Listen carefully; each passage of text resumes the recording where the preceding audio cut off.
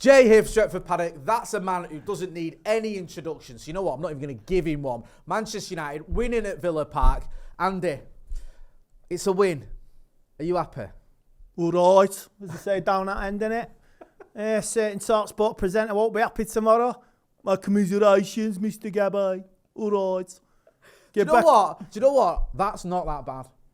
That impression. Not the impression Gabby on Bonlaw. That impression of Jordan. That Brummie accent isn't that bad. Thank you. It's better than some of your other ones.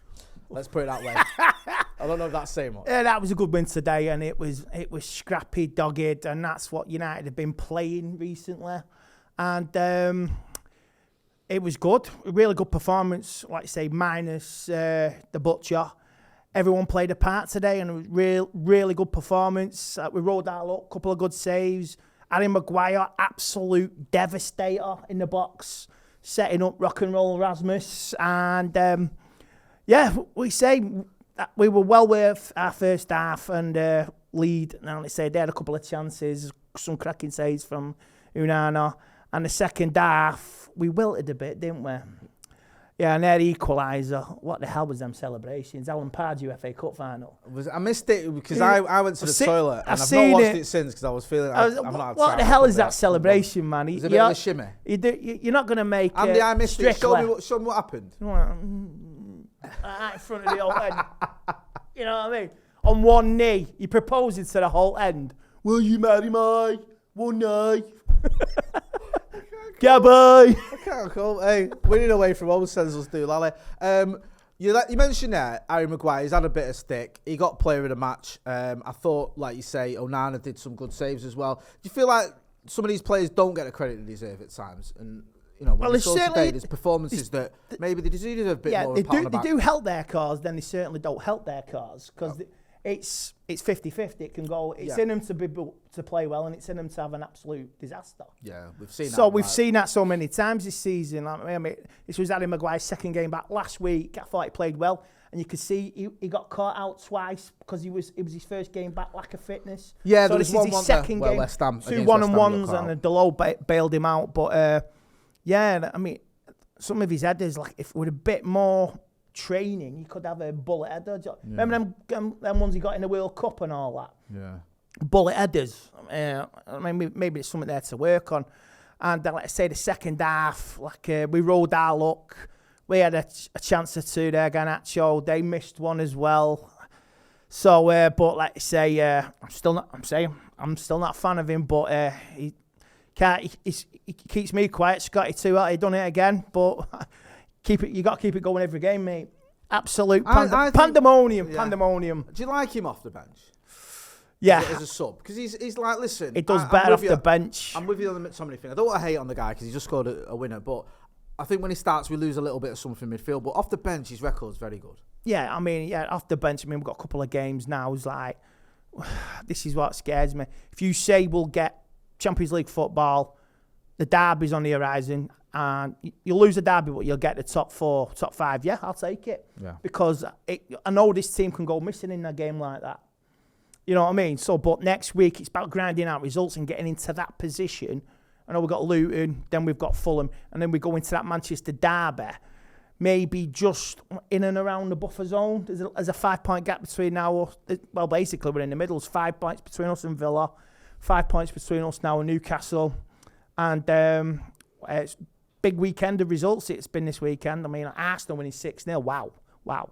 That's a championship winning performance right there. But we are focusing on getting that 4th or 5th. And like I say, if 5th place gets you it's only if the teams in Europe progress to a certain stage in the semis or of their respective competitions, and it helps us. So Villa going all the way in their respective European competitions, Villa could give us Champions League football.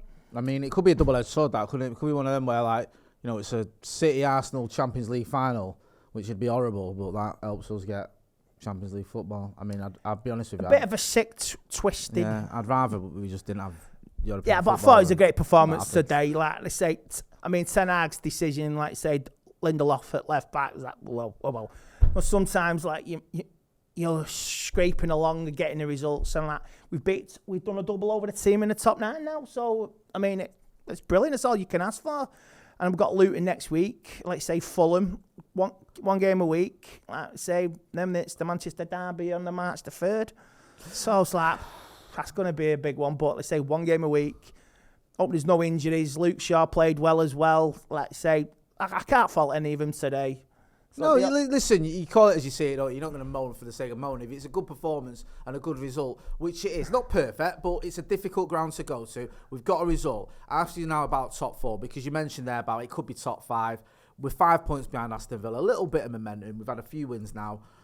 How are you feeling? Do you feel confident, Andy? Still feeling cautious? Because we've been here before where we've taken a step forward and a step back, but it does feel like a couple of things are coming together. I know the Martinez injuries are a big loss. The Martinez injury. Hoyland getting a goal. A few other things. If we can remain injury free, bar him, if we're getting back as quick as we can, and progress, like you say, we've got FA Cup as well. Give you something to fight for between now and the end of the season. This team can fight. I mean, we're playing City. We still got to play Liverpool. Got to play Arsenal. Give us something to look forward to for the summer. Because if you finish the season as we did, like I say, last season, we'll scrip and scrap and we'll stutter over the line. But that form last year, from December onwards, all the way through to, like say, February, if that can be pushed on late on into March, April, May, we could have a good end to the season. I mean, like you say, we could influence the title race and say where it goes. You know what I mean? City, Liverpool, Arsenal. We still our destiny for Champions League football is still in our own hands, because we've got to play them three. And it's like you say, if you beat them, you're more than capable of getting a Champions League place. Just finally, Erik ten Hag. It's been a weird season, to say the least. Good season last season. I think we both agreed on that, didn't we? This season we've had some good runs, some good results, and some bad ones as well. Oh yeah. Where do you sit with Erik ten Hag? Are you still sort of waiting to see what happens at the end of the season before we can consider whether he's going to be here long term, or do you think that you've seen him to make a decision? Look, he's still got credit in the bank, and everyone's slating him.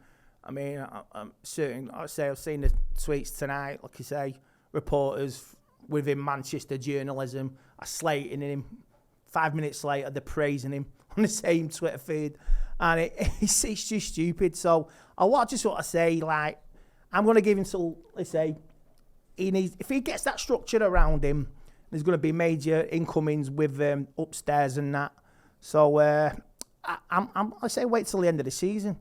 And on the Old Trafford thing, I've had many happy memories at Old Trafford, and I want to see many more happy memories at Old Trafford. You can't bulldoze a soul. You cannot break a soul, because there's not many grounds that have a football soul. So you're saying revamp, not rebuild. Revamp Old Trafford, because there's only us in Anfield that have a soul left, because the rest is just concrete jungles. That's me on that.